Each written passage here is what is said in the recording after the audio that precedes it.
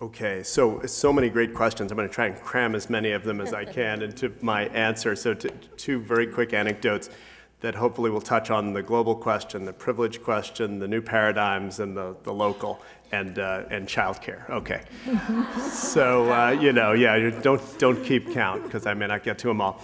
The first anecdote is the World Conference Against Racism, 2001, where I was able to participate, and lots of people of color from the United States. Too many in the sense that there were too many Americans, North Americans at the conference in my view. But many of these folks had never been outside of the United States, and I was not able to attend the Beijing Conference on Women a couple years before, but a similar experience from what I've discussed with people. Folks who suddenly had to see themselves as privileged in the global context.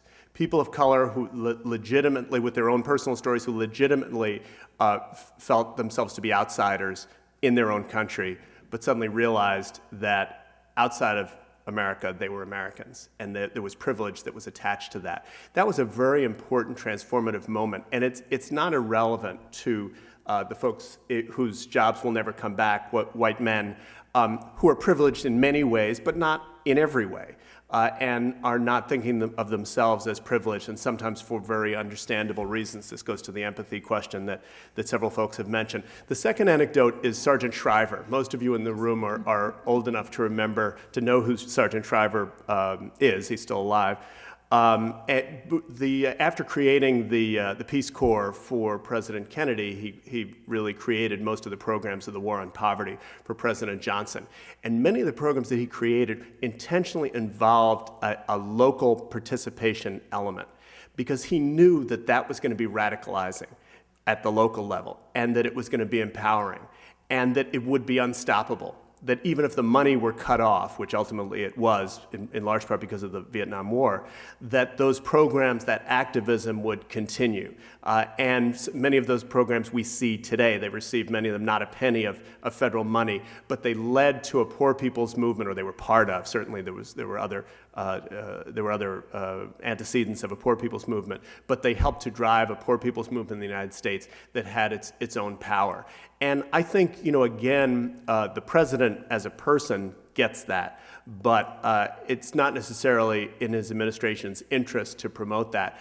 But I think we need to structure our alliances in a way that includes that element. So, the Center for Community Change, on whose board I sit, a national organization, but that has real relationships with hundreds and hundreds of state and local organizing groups across a wide range of issues. And right now, because of the political moment we're in, you see a lot of back and forth of empowerment of the base, but also the national groups being able to have meetings with a real constituency in the room that gives them a power that they never would have had. So I think that there are some very good models to make that happen. And so finally, childcare. I'm going to have to go myself because my childcare is about to run out. So I may jump out before you all conclude. So I guess I have the final word, but from where I sit, this is incredibly important, and I think that we need to remind ourselves that 8 years ago it wouldn't much matter if we got together and talked about this. That now there's True. That now there's at least an opportunity to make some real change in this country, and all these pieces that we're talking about, they're tiny little pieces, but if we're gonna make long-term sustainable change, it's going to require society to make the necessary push on government. And that's why I was asking a while ago, are we ready? Are we really ready? Obviously, the country is suffering right now in general. People are having real economic difficulties. The intensity of this crisis has hit everybody, as we talked about, people that normally are not impacted. So from where I sit, we need to push the government to make those big policy changes.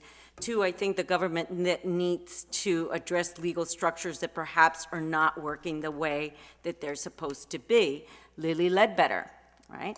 So we have a great example of the legislature coming back and telling the Supreme Court, guess what, you were wrong.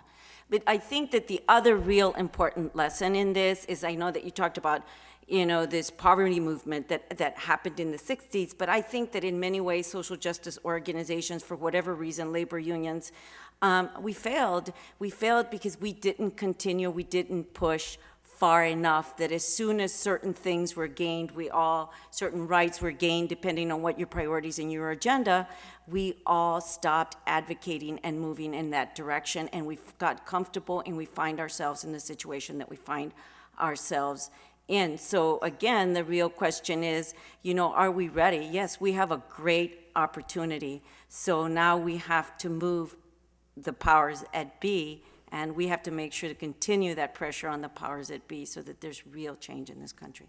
Thank you. Well, I want to thank you all for a terrific panel.